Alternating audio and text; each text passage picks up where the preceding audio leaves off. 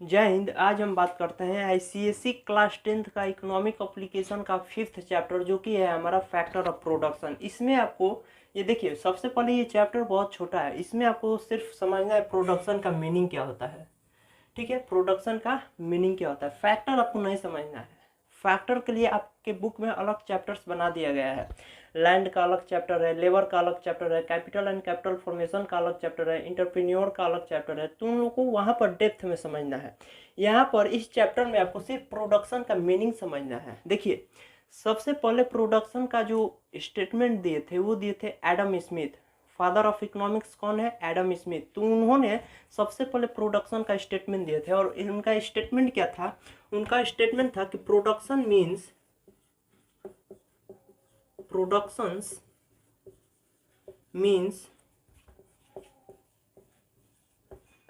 Productions of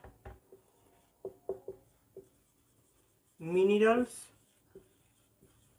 goods only. ये किसका statement है? एडम स्मिथ का। ठीक है, उनका स्टेटमेंट क्या था कि production means production of minerals good only. देखिए, यहाँ पर मिनरल्स नहीं, मटेरियल्स होगा।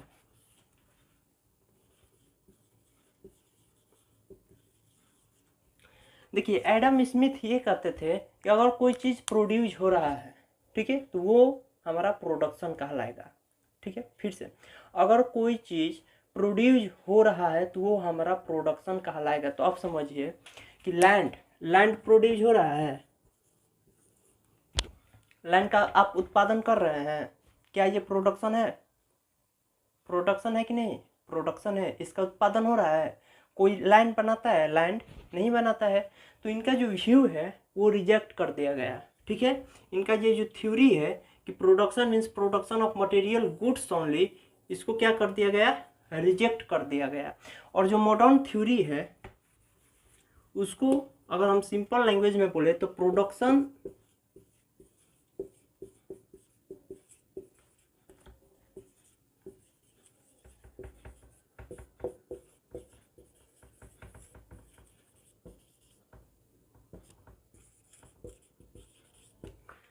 Production means transformation. अगर अभी का मॉडर्न थ्योरी देखें इकोनॉमिक्स के लैंग्वेज में, प्रोडक्शन का मतलब क्या होता है? ट्रांसफॉर्मेशन, यानी चेंज करना। किसी चीज़ को अगर हम चेंज कर देते हैं, यानी इनपुट को आउटपुट बना देते हैं ट्रांसफ़र कर कर, तो वो हमारा क्या लगेगा? प्रोडक्शन। जैसे हम अभी क्या है? छात्र हैं। आप लोग क्या है? एक छात्र है, पढ़ रहे हैं। यहाँ पर आप क्या करेंगे? नॉलेज गेन करेंगे। यानी स्कूल में आप क्या करेंगे? नॉलेज गेन करेंगे, हायर एजुकेशन लेंगे, यूनिवर्सिटी में जाएंगे, वहाँ पर पढ़ेंगे। और फिर आपका सपोज कीजिए, भगवान ना करे, आपका जॉब नहीं होता है, तो आप क्या करेंगे? टीचर बन जाएंगे, पढ़ाएंगे किसी को, तो आप क्या बन जाएंगे? टीचर बन जाएंगे।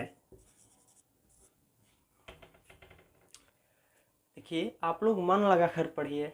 ठीक है, टीचर तो ये लास्ट ऑप्शन है ही कि टीचर बन जाएंगे। आप टीचर के लिए, कितने लोग टीचर के लिए पढ़ता है? किसी से पूछिएगा तो कि बड़े होकर क्या बोले बनेगा, मतलब हमको लगता है रेयर ही कोई बोलेगा कि हम टीचर बनना चाहते हैं, रेयर। ठीक है, तो देखिए, छात्र अभी हैं हम लोग, अभी यहाँ पर नॉलेज गेन करेंगे और फिर यहाँ पर बनेंगे टीचर। तो ये जो छात्र वाला स्टेज है इसको हम लोग बोलते हैं इनपुट। ये जो नॉलेज वाला स्टेज है जहाँ पर हम नॉलेज अचीव करते हैं, इसको बोलते हैं ट्रांसफॉर्मेशन। और हम लास्टली क्या बन गए? टीचर बन गए और स्टूडेंट को पढ़ाने लगे, यानी हम अपना सर्विस देने लगे। तो ये हमारा हो गया output. This is called production.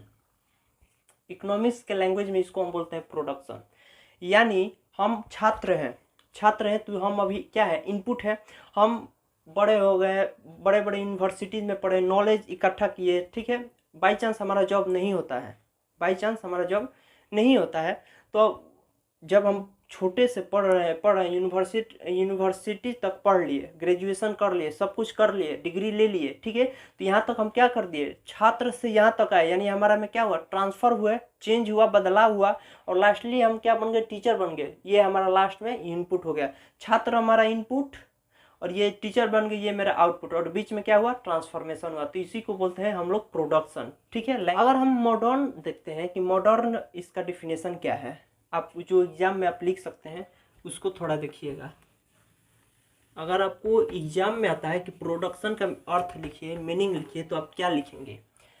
आप लिखिएगा production is the process of transformation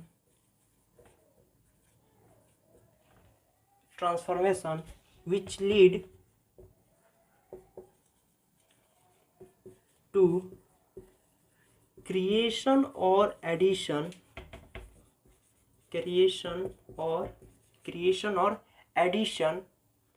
of value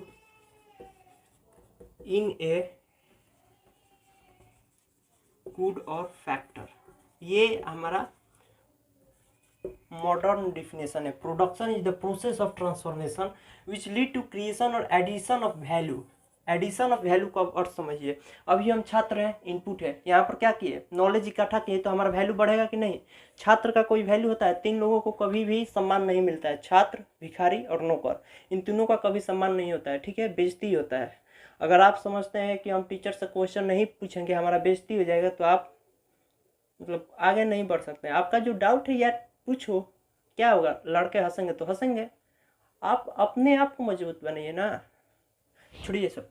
छात्र है, देखिए छात्र क्या हो गया, इनपुट हो गया, यहाँ पर नॉलेज इकट्ठा किया, यानी अपना वो वैल्यू बढ़ा रहा है, एडिशन कर रहा है अपने वैल्यू में। यहाँ पर क्या बन गया, टीचर, तो उसका वैल्यू बढ़ा कि नहीं बढ़ा? एडिशन वैल्यू हुआ, वैल्यूज में ऐड हुआ, तो ये क्या बन गया, टीचर। यानी इनपुट से आउटपुट, छात्र से टीचर। प्रोडक्शन मीन्स हम किसी चीज़ को क्रिएट नहीं करते हैं, सिर्फ उसका जो फॉर्म होता है उसको हम चेंज कर देते हैं। बहुत सारे से चेंजिंग होता है, बहुत सारे चेंजिंग, अभी हम उसको बताएंगे कौन कौन से चेंज होते हैं, आपके बुक में कौन कौन से चेंजिंग दिए हैं। सबसे पहले इस डिफिनेशन को समझते हैं। Production is the process of transformation. ये लाइन समझ में आ गया होगा कि प्रोडक्शन एक ट्रांसफॉर्मेशन का एक क्रिया होता है विच लीड टू क्रिएशन और addition of value in a good और फैक्टर। जो वैल्यू यानी जो वस्तु है, गुड्स है, उसमें उसका जो वैल्यू है उसको ऐड कर देते। तो ये रहा हमारा मॉडर्न व्यू। आपके बुक में बेसिकली 6 ट्रांसफॉर्मेशन दिया है, यानी 6 बदलाव दिया है। कौन कौन से, form utility, time utility, possession utility, service utility, knowledge utility और टाइम यूटिलिटी। तो चलिए 1 by 1 सबको देखते हैं। पहला होता है फॉर्म यूटिलिटी। तो फॉर्म यूटिलिटी क्या है? फॉर्म यूटिलिटी, देखिए नाम से ही लगता है, फॉर्म, किसी चीज का फॉर्म बदल देना, यानी अवस्था बदल देना। एक अवस्था से दूसरे अवस्था में अगर कोई चीज जाता है तो उसी को बोलते हैं फॉर्म यूटिलिटी। जैसे कॉटन है, कॉटन मीन्स जो रुई होता है, कॉटन है, तो कॉटन से हम क्या बना दिए, कॉटन क्लॉथ बना दिए।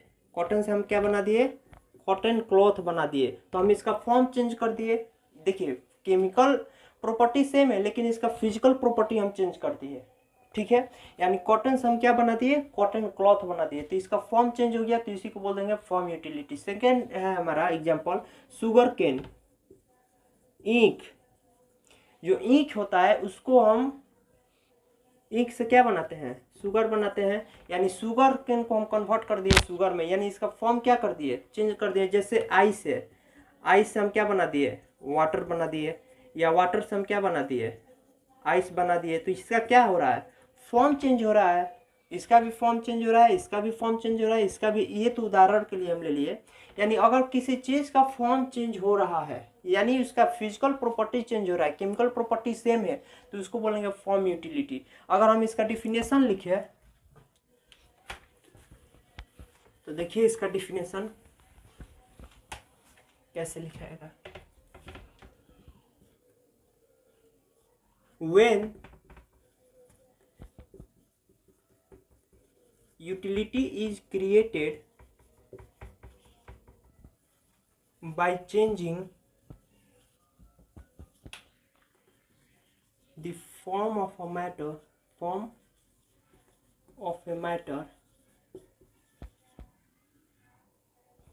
or resources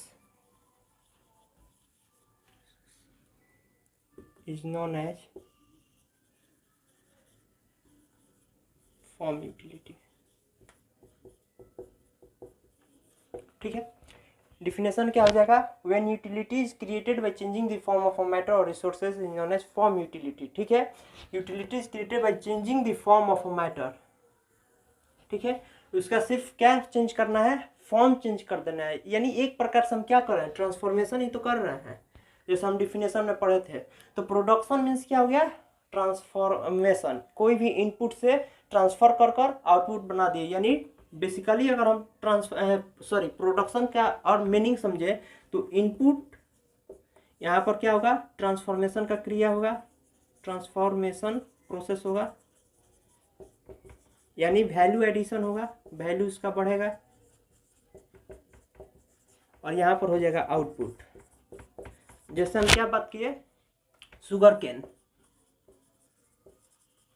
ये हो गया हमारा इनपुट, ठीक है।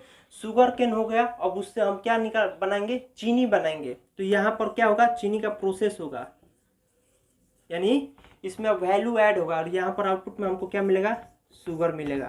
तो अब बात करते हैं, देखिए शुगर केन अगर आप खरीदते हैं तो आपको 2 रुपया का एक पीस मिल जाएगा शुगर केन, अभी बात करें क्योंकि अभी इसका सीजन है, ठीक है।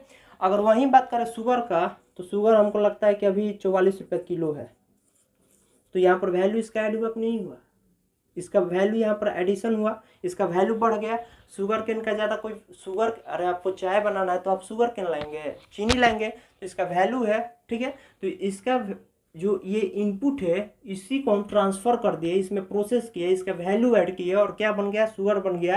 तो यही तो है हमारा प्रोडक्शन, ठीक है। तो ये रहा हमारा फॉर्म यूटिलिटी। सेकेंड देखते हैं हम अपना टाइम यूटिलिटी क्या होता है।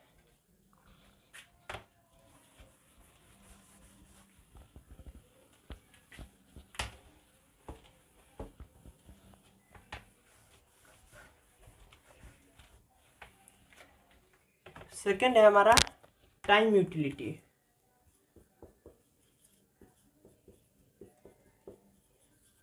टाइम यूटिलिटी, अब इसमें टाइम का महत्व है। देखिए अगर कोई किसान है, ठीक है, जैसा हम गांव से हैं, तो गांव से हैं तो सपोज कीजिए कि हमारे यहाँ ओनियन का खेती हुआ, ठीक है। अभी ओनियन का खेती हुआ, तो अब मेरे जितने गांव है अगल बगल, तो सारे लोग ओनियन बोएंगे, ठीक है। तो जब ओनियन बोए तो ओनियन का जो रेट है वो क्या हो गया, कम हो गया। क्यों, क्योंकि ओनियन मार्केट में बहुत ज़्यादा हो गया, ठीक है। तो हम क्या करेंगे, इस ओनियन को अभी नहीं सेल करेंगे, अभी हम नहीं बेचेंगे, हम इसको रख देंगे गोदाम में, ठीक है। यानी इसी को बोलते हैं कोल्ड स्टोर, कोल्ड स्टोर, ठीक है। गोदाम में कोल्ड स्टोर में रख देंगे। अभी इसका सपोज की रेट है 10 रुपया, ठीक है। हम इसको 4 महीने बाद निकालेंगे कोल्ड स्टोर से, और तब इसका जो वैल्यू हो जाएगा वो हो जाएगा 30 रुपये किलो, तब हम इसको बेचेंगे। तो ये हो गया हमारा टाइम यूटिलिटी, ये हमारा हो गया टाइम यूटिलिटी। यानी मार्केट में जो ओनियन है इसका अवेलेबिलिटी जो है वो बहुत ज़्यादा बढ़ गया। तो जब बढ़ गया तो इसका रेट जो है वो कम हो गया। अरे अब ज़्यादा सामान हो जाएगा तो कोई इसका वैल्यू क्या करेगा, कम कर देगा। अब सपोज कीजिए कि समोसा बेचने वाला है, पहले यहाँ पर एक ही दुकान था समोसा का, तो ये अगर 5 रुपया करे तो खाने वाला खाएगा, अगर 5 से ये 10 भी कर देना फिर भी जिसको खाना है वो तो खाएगा ही। लेकिन अगर इसके आसपास बहुत सारे दुकानें खुल जाएंगे तो ये अपना मनमानी करेगा। अगर ये सब दे रहा है 5 रुपया, तो ये 6 रुपया का देगा, नहीं देगा। क्यों, क्योंकि कंपटीशन हो गया। अगर ये 6 रुपया देगा तो इसका कोई खरीदेगा ही नहीं, ठीक है। उसी तरह ओनियन का है, ओनियन मार्केट में बहुत ज़्यादा हो गया तो इसका जो प्राइस है वो गिर गया, बहुत कम हो गया। तो हम इसको रख दिए कोल्ड स्टोर में, कोल्ड स्टोर में रख दिए तो इसका जो टाइम है वो बढ़ गया, हमारा ओनियन ख़राब भी नहीं होगा, और फिर हम इसको ज़्यादा रेट पर बेच भी देंगे। तो ये हमारा हुआ टाइम यूटिलिटी, ठीक है। डिफिनेशन बुक में दिया है, लिख देते हैं।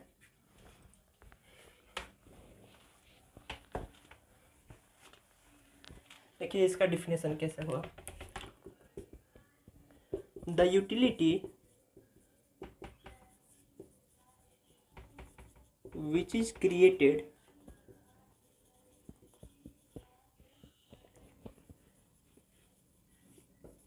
through the preservation or storage is known as time utility.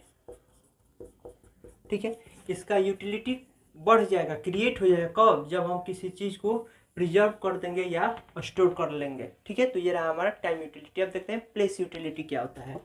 Third है हमारा प्लेस यूटिलिटी। ठीक है, प्लेस यूटिलिटी। अब प्लेस मीन्स अब यहाँ पर जगह का बात होने लगा। एग्जाम्पल देखते हैं, ये जंगल है, तो जंगल में क्या होगा, पेड़ होंगे। ठीक है, लेकिन इस पेड़ को अगर हम एक कारपेंटर को दे दें तो इस पेड़ का यहाँ पर यूज क्या है, यहाँ पर इसका 2-3 यूज है। पहला, ऑक्सीजन देगा। सेकंड, जो बहुत सारे बर्ड्स होते हैं, चिड़िया होता है, उसका घोंसला यानी नेस्ट का काम करेगा। ठीक है, और भी इसका बहुत सारा काम है। लेकिन अगर हम इस पेड़ को काट कर एक कारपेंटर को दे दे तो वहाँ से हमारा बहुत सारे लोग का घर बनेगा। लकड़ी का यूज कहाँ होता है, जो गरीब लोग होते हैं उसको खाना बनाने में यूज करते हैं।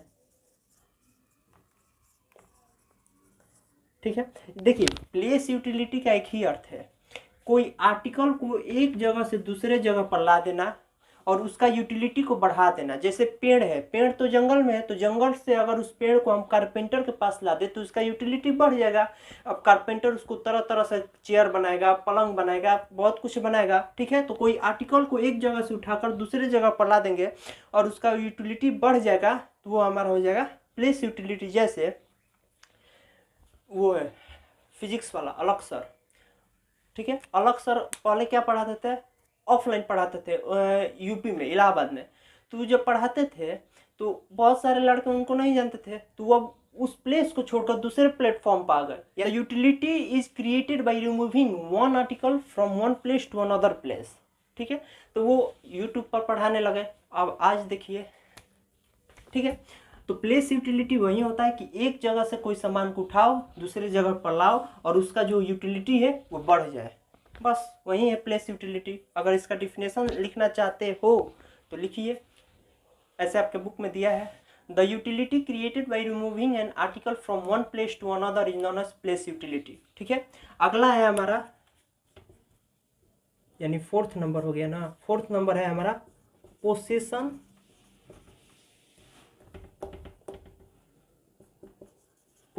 यूटिलिटी। पोसेशन यूटिलिटी, देखिए पोसेशन यूटिलिटी अब क्या है। अब सपोज कीजिए कि कोई एक राइटर है, आपके बुक का हम एग्जांपल बोल रहे हैं। सपोज कीजिए, सही है ना, ठीक है। तो देखिए अगर पोसेशन यूटिलिटी की बात करें तो इसका यूटिलिटी क्या होता है कि कोई एक बुक है, ठीक है, उस बुक को पब्लिशर ने पब्लिश किया, तो उस बुक का यूटिलिटी जो है वो पब्लिशर से ज़्यादा कहाँ होना चाहिए, रीडर के पास होना चाहिए। ठीक है, यानी सपोज कीजिए कि यहाँ पर कोई है, कोई इंस्टीट्यूट है, ये बुक बनाता है, मॉर्निंग स्टार है, मॉर्निंग स्टार बुक छाप दिया। ठीक है, तो इसका यूटिलिटी ज़्यादा होना चाहिए, ज़्यादा है कहाँ पर, रीडर के पास, जो पढ़ेगा बुक को वहाँ पर ना उस बुक का यूटिलिटी ज़्यादा कहलाएगा। लाभ कहाँ मिलेगा ज़्यादा, जो बुक छाप दिया ठीक है वो छाप दिया, लेकिन उसका लाभ ज़्यादा कहाँ मिलेगा, रीडर के पास, जो बुक को पढ़ेगा। ICSE है, सेलिना का बुक है, तो सेलिना छाप दिया तो हो गया, अरे भाई स्टूडेंट के पास आएगा तब ना उस बुक का यूटिलिटी बढ़ेगा। तो पोसेशन यूटिलिटी यही है, यानी इसका अगर डिफिनेशन हम बताएं, possession utility is a utility which is created bye transferring the possession of an article, उसी को बोलते हैं पोसेशन यूटिलिटी। और एक बचा है नॉलेज यूटिलिटी। नॉलेज यूटिलिटी क्या है, इसको यहीं पर बता देते हैं, देखिए ऐसे ही बता देते, यहाँ पर लिख देते हैं।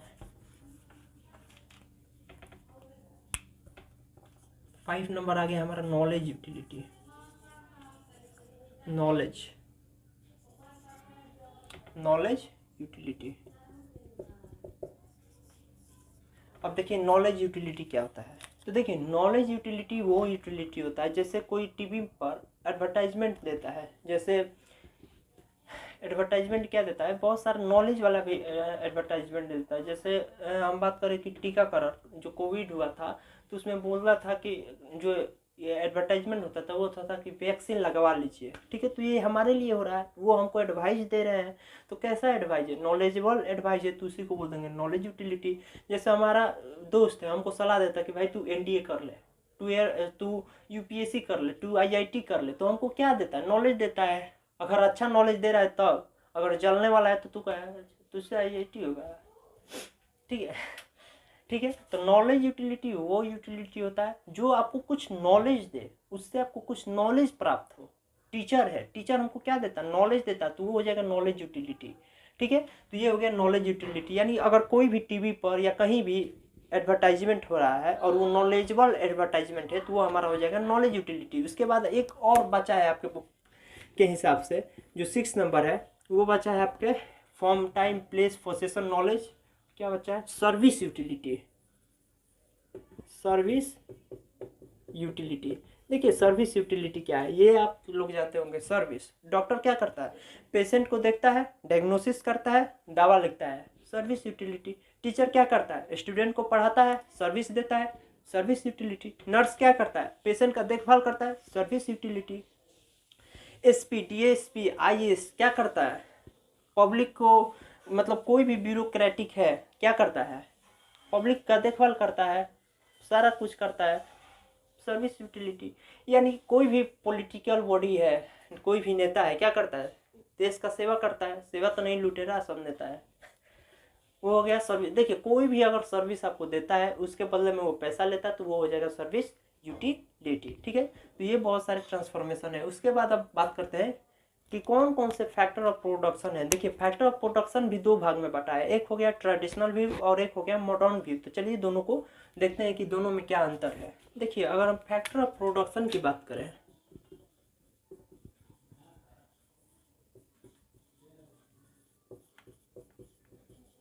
तो ये भी दो भाग में बांटा हुआ था, अभी नहीं है। एक था ट्रेडिशनल व्यू और सेकंड था हमारा मॉडर्न व्यू, जो आजकल फॉलो होता है। देखिए मॉडर्न, ट्रेडिशनल व्यू और मॉडर्न व्यू में एक डिफरेंस है। इसमें 3 फैक्टर ऑफ प्रोडक्शन माना जाता था। जब ट्रेडिशनल व्यू था उसमें 3 फैक्टर ऑफ प्रोडक्शन माना जाता था। कौन कौन? लैंड, लेबर और कैपिटल। लेकिन जो मॉडर्न व्यू है इसमें एक चीज ऐड हो गया है, लैंड, लेबर, कैपिटल। हम समझ रहे हैं। फोर्थ वाला आप सोच कर बैठे हैं कि क्या होगा? इंटरप्रेन्योर।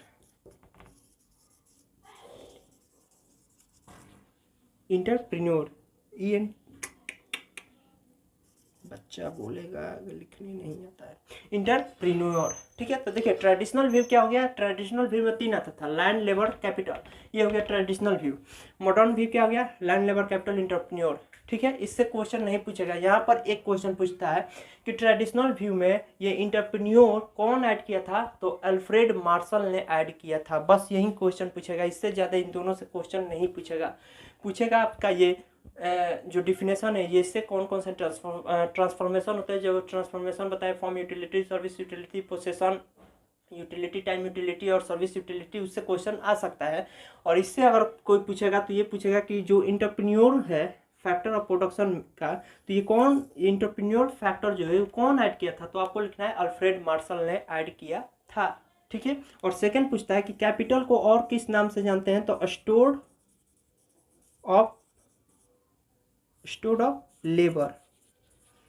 कैपिटल को और किस नाम से जानते हैं? तो स्टोर ऑफ लेबर। अच्छे से लिखते, क्या है यहाँ पर लिख देते हैं, स्टोर ऑफ लेबर, ठीक है। इससे 2 क्वेश्चन से अलावा आपसे कोई क्वेश्चन नहीं पूछेगा। पहला क्वेश्चन पूछेगा कि इंटरप्रेन्योर फैक्टर को कौन ऐड किया था? तो अल्फ्रेड मार्शल। कैपिटल को अदर नेम क्या है? स्टोर ऑफ फैक्टर के नाम से भी हम कैपिटल को जानते हैं, ठीक है। आज के लिए बस इतना ही, ठीक है। अगर आपको फैक्टर पढ़ना है तो इसके लिए अब आगे चैप्टर से, लैंड का अलग चैप्टर, लेबर का अलग chapter, capital and capital formation का अलग चैप्टर, इंटरप्रेन्योर का अलग चैप्टर है। उसमें हम एकदम डेप्थ बात करेंगे कौन क्या है, ठीक है। तो आज के लिए बस इतना ही। आई होप कि आपको फैक्टर ऑफ प्रोडक्शन समझ में आया होगा। फैक्टर नहीं, प्रोडक्शन समझ में आया होगा कि प्रोडक्शन क्या है। मिलते हैं नेक्स्ट वीडियो में। काफ़ी है आज के लिए। जय हिंद, धन्यवाद।